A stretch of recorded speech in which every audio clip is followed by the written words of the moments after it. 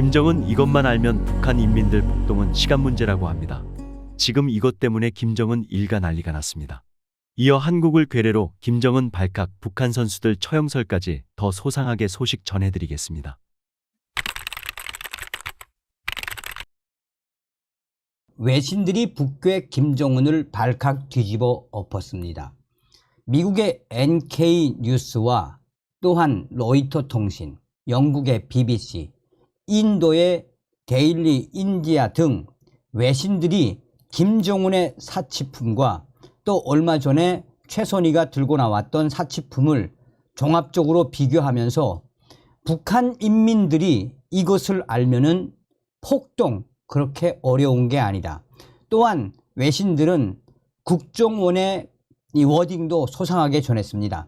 얼마 전에 국정원이 북괴 김정은을 격파시킬 수 있는 대북 심리전 모든 준비 사항이 끝났다라고 이야기하지 않았습니까? 윤석열 정부 내에서 국방부가 대북 확성기 방송과 또 대북 전단도 준비를 다 끝내놓았다라는 워딩도 소상하게 전하고 있습니다. 정성산 TV 좋아요, 구독, 알림은 큰 힘이 되겠습니다.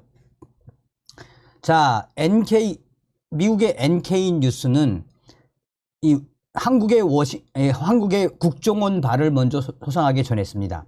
자, NK뉴스가 한국의 국정원 발의 핵심이 뭐겠습니까?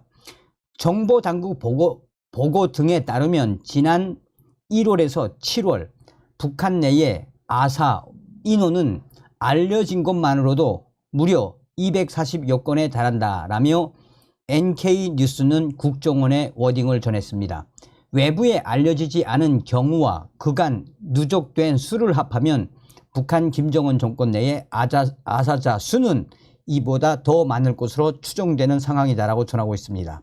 국가정보원도 국회 보고서에서 연간 기준 80만 톤 정도의 쌀이 부족한 것으로 보고 있습니다.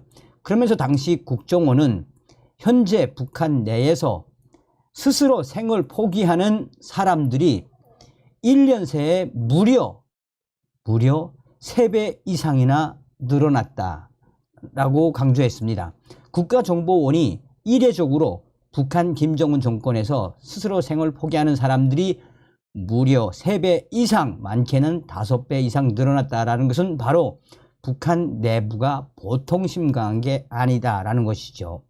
자, 호주의 디킨데 이 인도주의 리더십 센터 부소장은 지금 현재 북한 내부 엘리트 계층이 얼마나 이런 것을 보면 충격적이겠느냐라며 이런 김정은의 이 사치품과 또 이런 김정은 일가의 사치품에 대해 계속해서 정보를 들여보내고 또 대북 전단을 통해서도 들여보내면 북한 인민들의 폭동과 저항은 시간 문제이며 또한 이런 핵심적인 부분에 있어서 윤석열 한국 정부와 국제사회가 연대해야 한다라고 밝히고 있습니다. 또한 인도 언론들도 한국의 국정원 워딩을 전제로 한 이후에 지금 한국의 윤석열 정부의 국정원은 북한 김정은 정권의 목줄을 향한 작심 발언을 쏟아냈다라며 윤석열 정부의 국가정보원이 우리는 김정은 정권을 향한 대북 심리전 활동 모든 준비를 끝내놓았다라며 윤석열 대통령의 지시가 내려지는 즉시 북한 김정은 정권을 붕괴시키기 위한 국가정보원의 대대적인 대북 심리전 활동, 여기에는 대북전단, 대북정보 유입, 김정은의 사생활, USB 포함 등이 포함된다라고 인도 언론이 강조하고 있습니다. 자, 북한에서 식량난으로 아사하는 주민들이 속출하는 것으로 알려진 가운데 김정은의 여동생 김여정이가 러시아를 방문했을 당시 100만 원 명품백을 들고 있는 모습이 포착이 됐습니다. 북한이 사치품을 부르주아 사상문화 또는 반사회주의적 행태라며 단속하고 있지만 김정은과 그의 일가들은 전 세계의 최고급 명품을 즐기고 있다라고 NK 뉴스는 강조하고 있습니다. 북한의 노동당 기관지 노동신문은 지난해 12월 청소년들 속에서 썩어 빠진 부르주아 사상 문화를 침투시키려는 적들의 책동을 혁명적인 사상 문화로 압도해야 한다라고 보도한 바 있습니다. 조선노동당 선전 매체인 조선중앙통신에 따르면 김여정이 최근 러시아 전투기 공장 방문 당시 약 1,000만 원짜리 프랑스 명품 크리스찬 디얼 핸드백을 들고 있는 모습이 보도 중 포착이 됐습니다. 미국 북한 전문 매체 NK뉴스는 북한 조선중앙통신의 이 사진에서 최선희 북한 외무상이 든 가방이 이탈리아 고가 브랜드인 구찌의 휘기 제품임을 확인했다라고 전했습니다. 미국의 NK뉴스는 이 최선희 외무상이 든 가방이 타조 가죽으로 만든 것으로 지금은 단종됐지만 아이슬란드의 한 중고품 거래 웹사이트에서 약 1만 달러, 1,320만 원에 거래되고 있다라고 설명했습니다. 다만 수행단 가운데 현성월은 저렴한 중국제로 보이는 핸드백을 들었다라며 해당 가방은 중국 웹사이트에서 8달러, 약 1만 원에 판매되고 있다라고 NK뉴스는 전했습니다. 그러면서 매체는 코로나19 대유행 기간 북한 주민 가운데 1,000만 명 이상이 기아와 영양실조에 시달렸다는 유엔 보고서를 인용하면서 북한 최고위층과 일반 주민들의 생활 수준에 극심한 차이가 있다고 지적을 했습니다. 김정은 일가의 명품 사랑은 그동안 공개된 사진을 통해서도 널리 알려져 왔습니다.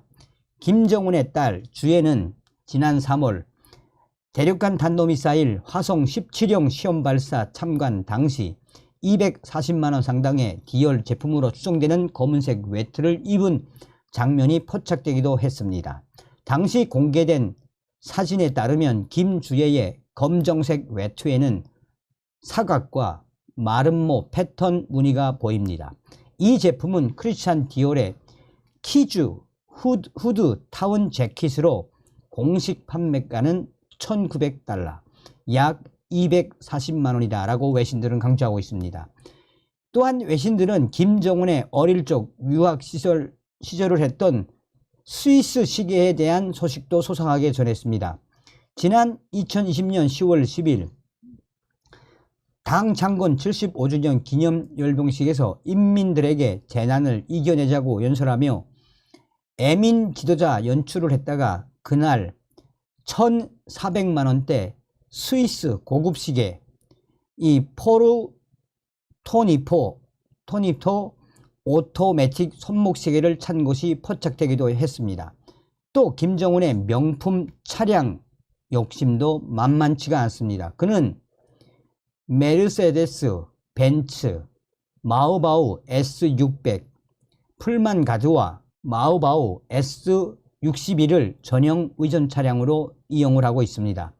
해당 차량들 역시 대북 제재 대상이지만 일반적인 무역 거래 물품으로 위장해 중국을 거쳐 반입한 것으로 추측되고 있습니다. 김정은의 부인 리설주의 명품 사랑도 만만치가 않다고 영국의 BBC가 강조하고 있습니다. 리설주도 명품 옷과 가방을 거치고 공식 일정을 소화하곤 했습니다.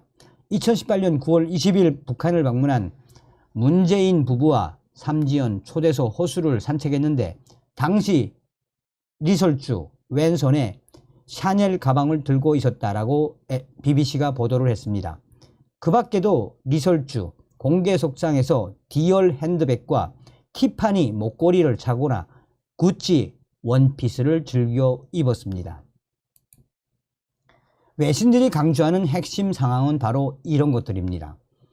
자, 이에 대해 자유북한운동연합의 박상학 대표에게 제가 이 기사에 대한 논평을 좀 요청을 했었습니다. 지금 현재 김정은의 일가의 이 명품 사랑, 뭐 한 시계당 몇 억씩 하는 거, 뭐 한 벌에 몇 백만 원 하는 거, 또 한 가방 하나에 몇 천만 원씩 하는 거, 이 내용을 대북 전단에 보낼 의향이 있느냐. 또한 제가 USB를 북한에 끊임없이 들여보내고 있는 모 언론사의 대표에게 이런 내용을 북한에 들여보내면 어떻게 되느냐. 이 언론들이 강조했던 것처럼 이런 김정은의 사생활과 여러 가지 이 일가의 이런 명품 사랑을 제대로 잘 만들어서 대북 전단과 USB로 계속 들여보내면 정말 외신이 이야기한 것처럼 북한 김정은 정권을 향한 북한 인민들의 폭동 가능하다라고 전해왔습니다.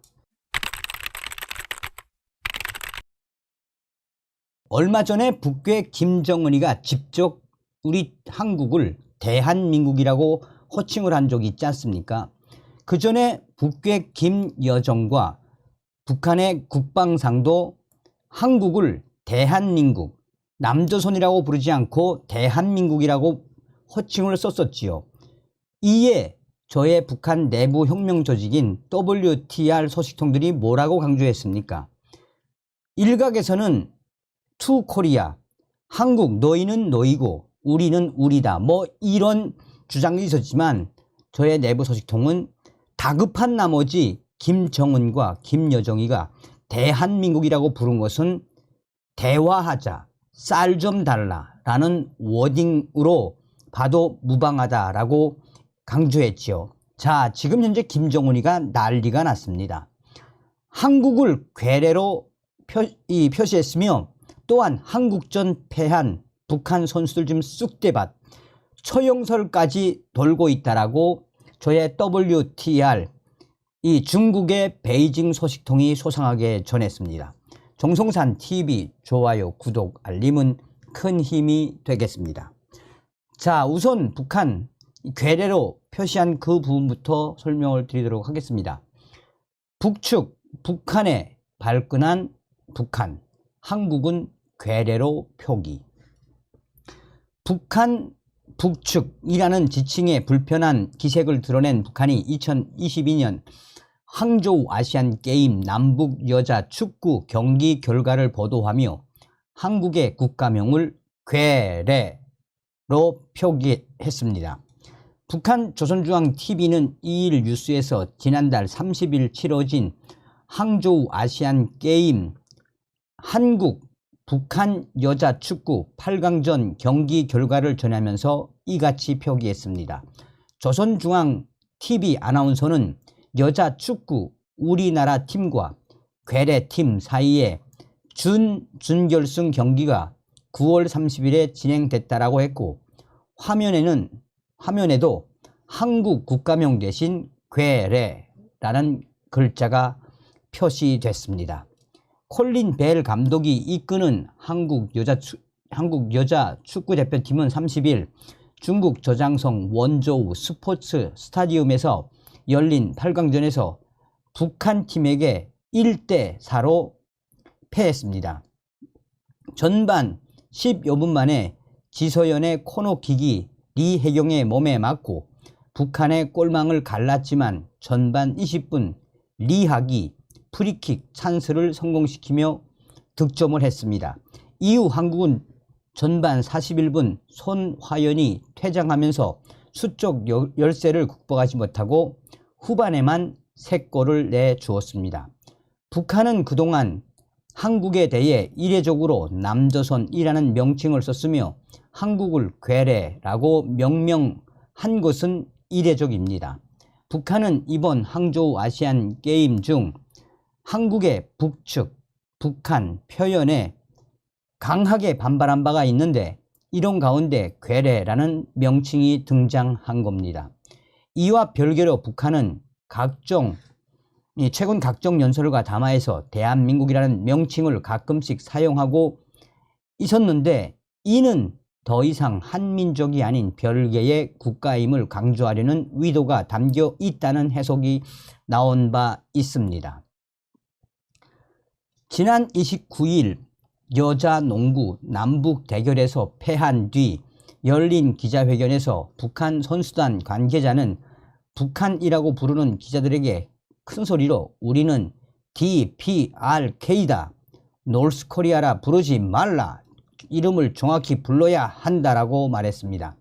DPRK는 조선민주주의 인민공화국의 영어 약자입니다.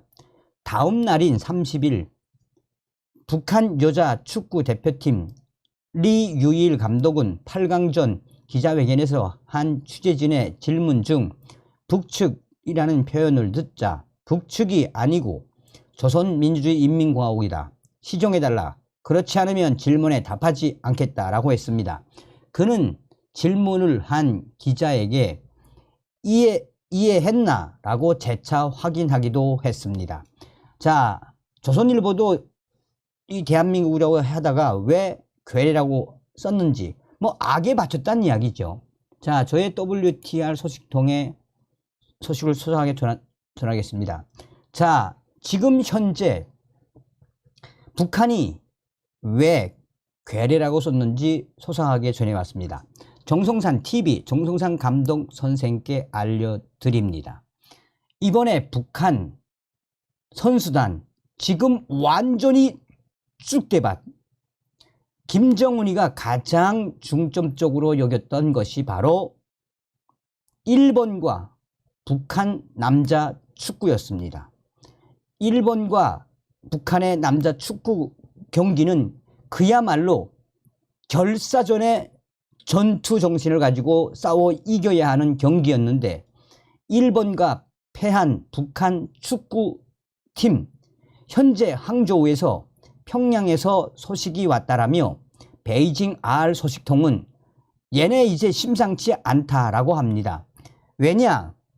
이 5년 만에 이 항저우 올림픽에 참가한 북한의 남자 축구팀 얘네들이 이번에는 어떻게든 우승권에 들어서 이 조선의 축구의 위세를 보이겠다라고 김정은에게 맹세까지 하고 나왔는데 일본과의 게임에서 일본에게 패한 이후 평양에서 급하게 지시가 항저우로 내려갔으며 아마도 이 북한 국가축구팀 감독과 선수들 북한으로 들어가면 아마도 감독은 처형될 수 있다는 이야기까지 나온다고 베이징의 R 화교 소식통이 전했습니다.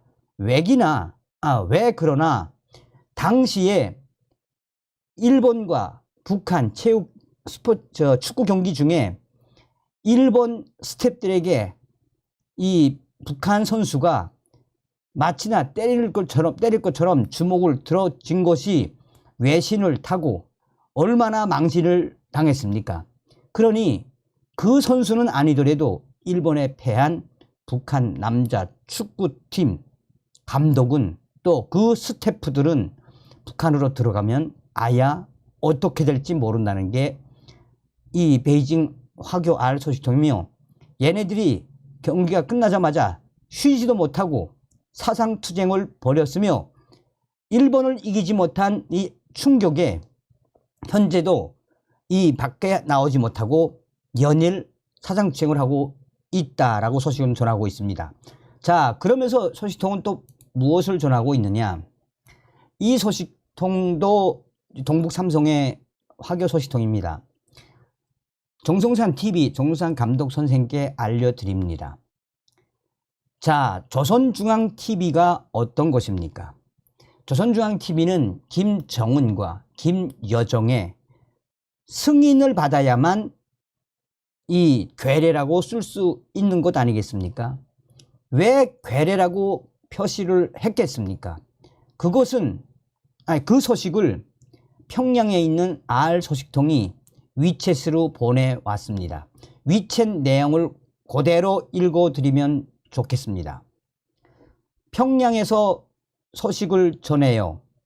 지금 조선중앙TV가 남조선, 대한민국을 괴뢰라고 표시한 것은 이번에 김정은이가 굉장히 품을 많이 들이고 또 이 당 중앙에서도 심려를 많이 기울인 농구팀과 탁구팀, 여자 농구팀과 이 여자 탁구팀, 결국은 한국에게 지지 않았습니까?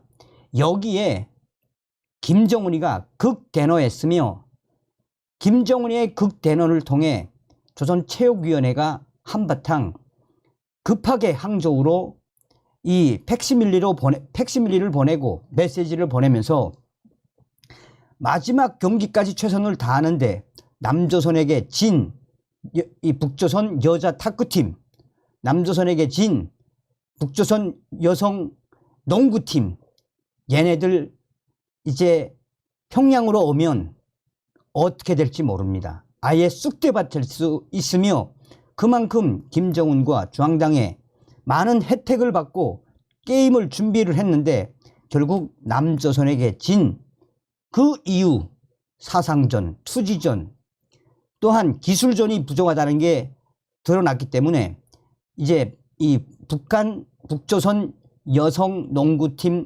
감독과 기술진들, 북조선 여성 탁구 감독과 기술진들 평양으로 오면 대대적인 숙청설까지 돌고 있다라고 평양의 알 소식통은 전했습니다.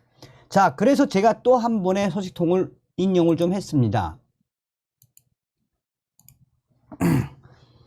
현재 조선중앙TV가 한국을 괴뢰라고 표시한 거는 의도적으로 대한민국, 한국에게 상당히 열받았다라고 보시면 되겠습니다. 이 동북 삼성을 통해서 또 중국 항저우에 있는 북한 체육위원회의 소식통을 통해서 들어보니 이번에 한국에게 진 그 충격을 김정은이가 상당히 열받았기 때문에 조선중앙TV에 한국을 또 남조선을 또한 남측 이렇게 하던 그 자막을 아예 괴뢰라고 쓴 겁니다. 그만큼 김정은이가 열받았다는 이야기로 이 소식통은 전해왔습니다. 여기서 또 한 가지는 이 김정은이가 5년 만에 중국 항저우에 보내지 않았습니까? 그런데 이상한 기류들이 포착됐습니다. 5년 만에 중국으로 간 북한 선수단들, 이번에 중국 지도부가 어떤 생각을 했는지 북조선 체육 팀들, 그 팀들에 대한 중국의 지원이 매우 미미했다라고 합니다. 아예 북한 선수들을 중국 지도부가 무시했다라는 소식도 들어와 있습니다. 자, 어찌되었든 종합을 하면 김정은이가 한바탕 난리가 났다라는 이야기가 아니겠습니까? 다음 시간에 뵙겠습니다. 멸공. 정성산TV 좋아요, 구독, 알림은 큰 힘이 됩니다. 후원해주시는 모든 분들께 가열차게 멸공.